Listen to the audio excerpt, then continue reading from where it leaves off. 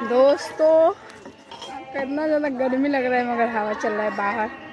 अंदर गर्मी बहुत लग रहा था और बगल में शादी है।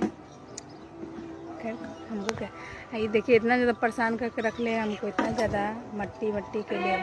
तो यहाँ पे आता है सबसे सब छुटकारा मिल जाता है, छूट दम खेलने का। अभी अलोता में खड़े हैं क्योंकि इधर उधर तो जा नहीं सकते हैं। और ब्लू ब्लू मेरा कपड़ा कैसा लग रहा है कमेंट जरूर बताइए, पहले कमेंट करके।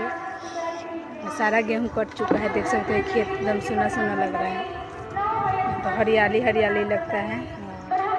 आज बहुत खुश हूँ, क्यों खुश है आप सब जानना चाहते हैं तो कमेंट जरूर कीजिएगा। ससुराल में फर्स्ट टाइम साड़ी पहन के हैं, क्योंकि साड़ी तो हम पहनते नहीं, आप सभी जानते हैं।